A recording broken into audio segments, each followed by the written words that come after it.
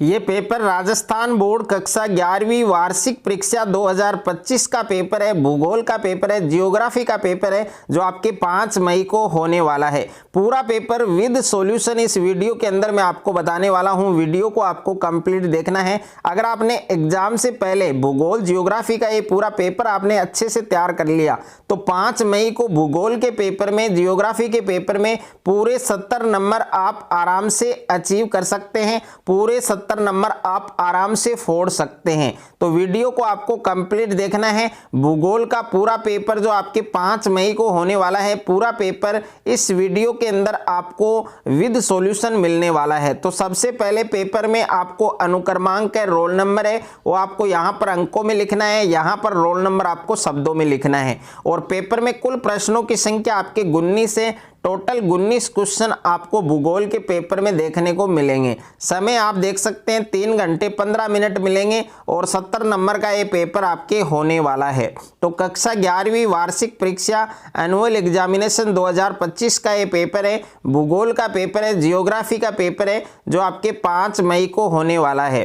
तो एग्जाम से पहले पूरा पेपर आपको अच्छे से तैयार करना है। पेपर का कोड आप देख सकते हैं 11-11। तो जियोग्राफी जो पेपर है आपके, इसका पेपर का कोड आपके 11-11 है। और सामान्य अनुदेश आप देख सकते हैं कि परीक्षार्थी प्रश्न पत्र के पहले पृष्ठ पर अपना अनुक्रमांक है, रोल नंबर है, वो अवश्य लिखें और प्रत्येक प्रश्न के सामने उसका अंक भार अंकित है। तो सभी प्रश्न करने अनिवार्य हैं और सभी प्रश्नों के अंक है वो उनके सामने अंकित हैं। तो जियोग्राफी भूगोल का पूरा पेपर आपको अच्छे से तैयार करना है। पूरा पेपर आपको इस वीडियो के अंदर विद सॉल्यूशन मिलेगा। वीडियो को आपको कंप्लीट देखना है। सबसे पहले पेपर में आपको बहुचयनात्मक प्रश्न है वो दे रखे हैं। तो इसमें पहला प्रश्न है और इन सभी प्रश्नों के जो आंसर है वो ऑलरेडी मैंने पेपर में टिक कर लिए हैं। तो इसमें पहला प्रश्न आप देख सकते हैं कि किस ग्रह को नीला ग्रह कहते हैं। तो कौन सा ग्रह जिसको नीला ग्रह कहा जाता है? तो 4 ऑप्शन आपको दे रखे हैं। ए ऑप्शन में है पृथ्वी, बी ऑप्शन में है बुध, सी ऑप्शन में है मंगल, डी ऑप्शन में है शनि। तो पृथ्वी जो ग्रह होता है उसको नीला ग्रह कहा जाता है। तो इसमें ए ऑप्शन आपका करेक्ट होगा, सही होगा।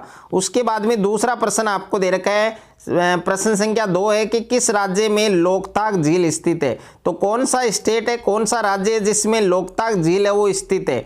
तो ए ऑप्शन में दे रखा है केरल, बी ऑप्शन में है उत्तराखंड, सी ऑप्शन में है मणिपुर और डी ऑप्शन में है तमिलनाडु। तो इस क्वेश्चन का correct answer option number C होगा।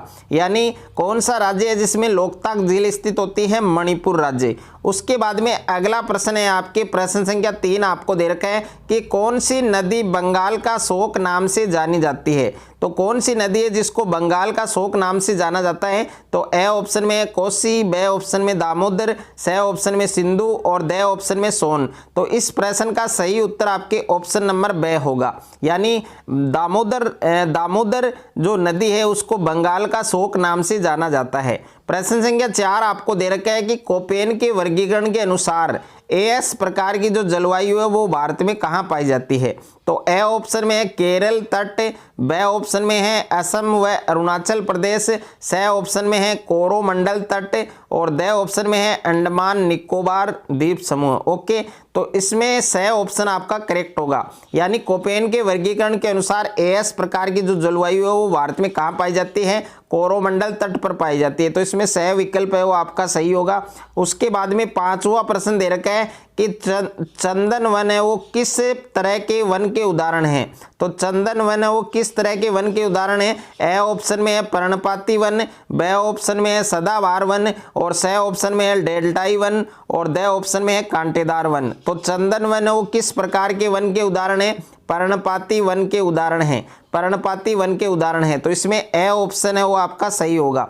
उसके बाद में प्रश्न संख्या 6 आपको दे रखा है कि पृथ्वी सम्मेलन वो किस देश में हुआ था। तो पृथ्वी सम्मेलन है वो किस देश में हुआ था वो आपको बताना है। तो पृथ्वी सम्मेलन है वो किस देश में हुआ था? 4 ऑप्शन आपको दे रखे हैं। ए ऑप्शन में है अमेरिका, बी ऑप्शन में है चीन और सी ऑप्शन में है मेक्सिको और डी ऑप्शन में है ब्राजील। तो इस प्रश्न का सही उत्तर क्या होगा? ब्राजील होगा। यानी पृथ्वी सम्मेलन है वो कौन से देश में हुआ, कौन से कंट्री में हुआ? आपके ब्राजील में। उसके बाद में प्रश्न संख्या 7 है कि उष्ण कटिबंधीय घास के मैदान किस नाम से जाने जाते हैं? तो ए ऑप्शन में है स्टेपी, बी ऑप्शन में सवाना, सी ऑप्शन में है प्रेयरी और डी ऑप्शन में है कोई नहीं। तो उष्णकटिबंधीय घास के जो मैदान है को वो किस नाम से जाने जाते हैं? सवाना के नाम से जाने जाते हैं। तो इसमें बी ऑप्शन आपका करेक्ट होगा। उसके बाद में प्रश्न संख्या 8 है आपके कि पृथ्वी उपसौर की जो स्थिति है, पृथ्वी उपसौर की स्थिति में कब होती है? तो जनवरी के आसपास। तो इसमें सी ऑप्शन आपका करेक्ट होगा, सही होगा। प्रश्न संख्या 9 आपको दे रखा है कि निम्न में से सबसे बड़ा महासागर है। तो निम्न में से सबसे बड़ा महासागर कौन है? तो ए ऑप्शन में है हिंद महासागर, बी ऑप्शन में है अटलांटिक महासागर, सी ऑप्शन में है आर्कटिक महासागर और डी ऑप्शन में है प्रशांत महासागर। तो दुनिया का सबसे बड़ा महासागर कौन सा है? प्रशांत महासागर। तो इसमें डी ऑप्शन आपका करेक्ट होगा। प्रश्न संख्या 10 आपको दे रखा है कि वाष्प का जल की बूंदों में परिवर्तन, यानी वाष्प का जल की बूंदों में बदलाव या परिवर्तन क्या कहलाता है? तो ए ऑप्शन में है संघनन, बी ऑप्शन में है वाष्पीकरण और सी ऑप्शन में है अवक्षेपण और डी ऑप्शन में है वाष्पोत्सर्जन। तो वाष्प का जल की बूंदों में परिवर्तन क्या कहलाता है? वाष्पीकरण कहलाता है। तो इसमें सी ऑप्शन है वो आपका सही होगा, करेक्ट होगा। उसके बाद में देखिए रिक्त स्थानों की पूर्ति कीजिए। तो इसमें टोटल 4 प्रश्न आपको दिए गए हैं। पहला प्रश्न है कि श्रीलंका भारत से रिक्त स्थान की खाड़ी द्वारा अलग हुआ। तो श्रीलंका है वो भारत से किस खाड़ी के द्वारा अलग हुआ? मन्नार की खाड़ी। तो इसमें आपको क्या लिखना है? मन्नार लिखना है। ओके, इसमें मन्नार आएगा।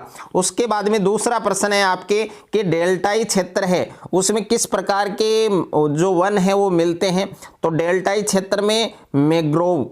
तो इसमें आपको क्या लिखना है? मैंग्रोव लिखना है। तो इसमें मैंग्रोव प्रकार के जो वन है वो मिलते हैं। ओके, उसके बाद में तीसरा प्रश्न है आपके मजोली नदी द्वीप है वो किस नदी में स्थित है?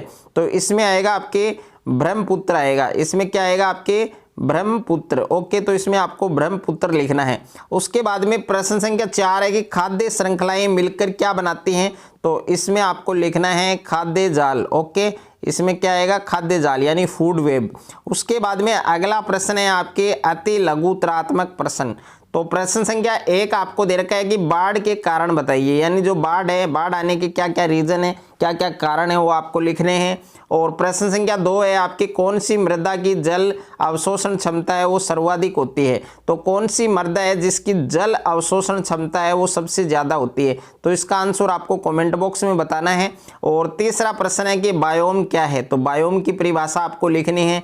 और प्रश्न संख्या 4 है कि 2 ग्रीन हाउस गैसों के नाम लिखिए। तो कोई भी 2 ग्रीन हाउस गैसों के नाम है वो आप लिख सकते हैं। उसके बाद में खंड ब दे रखा है और खंड ब के अंदर सभी प्रश्न आपके लघुतरात्मक प्रश्न है। तो प्रश्न संख्या 4 है आपके कि जैव विविधता क्या है, इसको समझाइए। तो जैव विविधता क्या है इसको आपको समझाना है। 5वां प्रश्न दे रखा है ज्वार भाटा उत्पन्न होने के क्या कारण हैं? तो ज्वार भाटा उत्पन्न होने के क्या रीजन है, क्या कारण है वो आपको लिखने हैं। प्रश्न संख्या 6 आपको दे रखा है कि ताप प्रवणता क्या है? तो ताप प्रवणता के बारे में बताना है। 7वां प्रश्न है कि हिमालय और भारत के उत्तरी पूर्वी क्षेत्र में अधिक भूकंप क्यों आते हैं? तो हिमालय और भारत के जो उत्तरी पूर्वी जो क्षेत्र हैं उनमें भूकंप आने के क्या रीजन है। और प्रश्न संख्या 8 है आपके खादर और बागर है उसमें अंतर आपको स्पष्ट करना है। और प्रश्न संख्या 9 है कि सामाजिक वानिकी है उससे आपका क्या अभिप्राय है? तो सामाजिक वानिकी से क्या अभिप्राय है, क्या तात्पर्य है वो आपको लिखना है। प्रश्न संख्या 10 है कि अंतः उष्णकटिबंधीय अभिसरण क्षेत्र ITCZ क्या है, इसके बारे में आपको लिखना है। उसके बाद में खंड स दे रखा है और खंड स के अंदर सभी प्रश्न आपके दीर्घ उत्तरीय हैं और प्रत्येक प्रश्न है वो आपके 3 नंबर का है। तो इसमें प्रश्न संख्या 11 है कि वर्षण के 3 प्रकारों के नाम लिखिए। तो वर्षण के जो 3 प्रकार है उनके नाम लिखने हैं। प्रश्न संख्या 12 है कि काल बैसाखी और आम्र वर्षा है उसको आपको समझाना है। तो एक तो काल बैसाखी होता है, दूसरा आम्र वर्षा होता है, इन दोनों को आपको समझाना है। प्रश्न संख्या 13 है कि खाद्य जाल क्या है? तो खाद्य जाल के बारे में आपको समझाना है। प्रश्न संख्या 14 है कि आग्नेय और अवसादी चट्टानें हैं उनमें अंतर बताइए। तो एक तो आग्नेय चट्टानें हैं और एक अवसादी चट्टानें हैं, दोनों में आपको अंतर बताना है। प्रश्न संख्या 15 दे रखा है कि मैग्मा और लावा है, उन दोनों में आपको अंतर लिखना है। और खंड द दे रखा है आपके सेक्शन डी दे रखा है जिसमें प्रत्येक क्वेश्चन है।